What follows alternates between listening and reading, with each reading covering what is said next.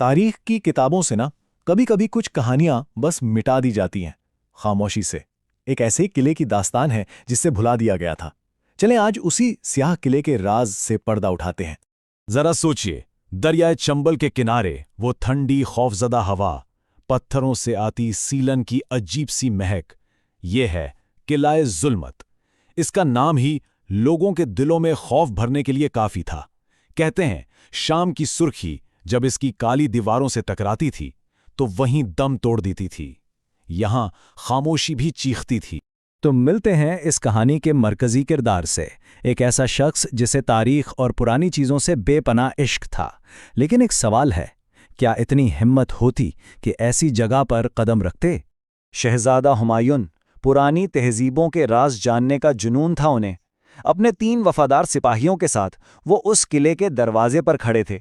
सूरज डूब रहा था और किले के साए वो लंबे होकर ऐसे फैल रहे थे जैसे जैसे हड्डियों वाले लंबे लंबे हाथ हों जो उन्हें अपनी गिरफ्त में लेने के लिए बेचैन हों। वहां के लोगों में ना कुछ कहानियां मशहूर थीं।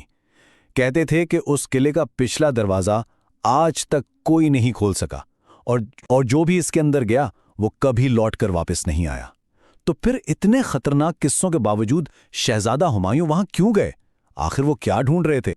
और फिर दिल को थामकर हुमायूं और उनके सिपाहियों ने उस दहलीज को पार कर लिया। मशाल की थरथराती रोशनी में सदियों से छुपे राज बस सामने आने ही वाले थे। अंदर कदम रखते ही एक बर्फानी ठंडक ने उनका इस्तकबाल किया। उनके कदमों की आहट खाली हॉल में गूंज रही थी। हवा में सदियों पुरानी धूल और सीलन की ऐसी महक थी जो सांस लेना मुश्किल कर दे।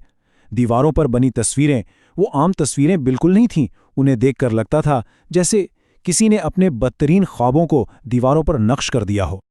और फिर उनकी नजर मरकजी तस्वीर पर पड़ी। रोंगटे खड़े हो गए। एक बादशाह तख्त पर बैठा था, मगर उसका सर नहीं था। एक सरकटा बादशाह अपनी पूरी शानो शौकत से तख्त पर बैठा हुआ था।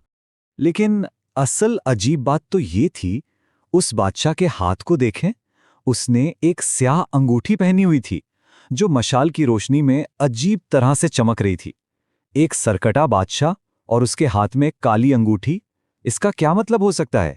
क्या ये कोई इशारा है? अचानक खर्राज, एक भारी पत्थर के घिसटने की आवाज ने खामोशी को चीर दिया। सब चौंक गए। दीवार का एक हिस्सा खुद ब खुद पीछे हट रहा था और उसके पीछे एक तारीक खुफिया रास्ता नजर आ रहा था, ऐसे जैसे किला खुद उन्हें किसी गहरे राज की तरफ बुला रहा हो। ये जानते हुए भी कि शायद ये एक जाल हो, हुमायूं ने हिम्मत की और उस तंग रास्ते में दाखिल हो गए।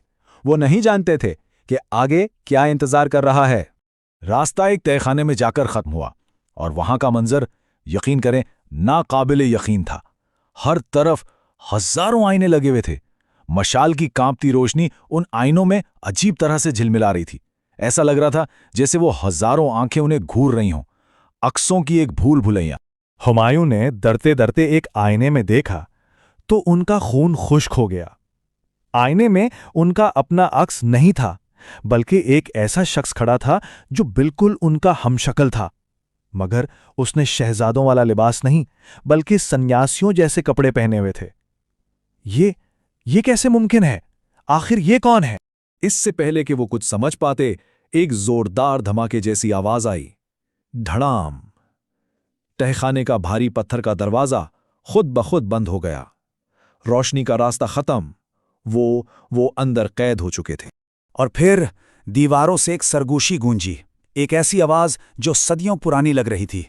वही खून, वही शक्ल, लेकिन क्या तुम्हारे पास वो हिम्मत है जो तुम्हारे परदादा ने हारी थी? आवाज तो खामोश हो गई, लेकिन किले का असल सबसे बड़ा राज तो अब सामने आने वाला था। इस खौफनाक खामोशी में हुमायूं की नजर फर्श पर पड़ी एक चीज पर टिकी। कागज का एक छोटा सा टुकड़ा, वक्त के साथ पीला पड़ चुका था, उसके किनारे बोसीदा हो चुके थे। उस पुरस्रार तहखाने में ये कागज का टुकड़ा किसी बहुत अहम राज की कुंजी लग रहा था। हुमायूं ने कांपते हाथों से वो कागज उठाया और उनके हाथ कांपने लगे। उस पर लिखी तहरीर, नहीं, ये नहीं हो सकता। वो बिल्कुल उनकी अपनी लिखाई थी, लेकिन कागज कम से कम 300 साल पुराना लग रहा था। उस पर लिखा था, मैं यहां दोबारा आऊंगा अपने गुनाहों का हिसाब देने। उनकी लिखाई 300 साल पुराने कागज पर कैसे आ सकती है? हुमायूं का दिमाग सुन्न हो चुका था। बाहर अचानक तेज बारिश की आवाज आने लगी और ठीक उसी वक्त उस बंद दरवाजे के पीछे से किसी के जोर जोर से हंसने की आवाज आई।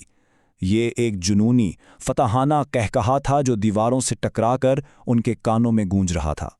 तो सवाल ये पैदा होता है कि आखिर उस किले का राज क्या था? क्या हुमायूं वक्त के किसी ऐसे चक्कर में फंस गया था जिससे निकलना नामुमकिन था, या फिर ये किला कोई ऐसी हकीकत थी जो इंसानी समझ से बहुत बहुत ऊपर है?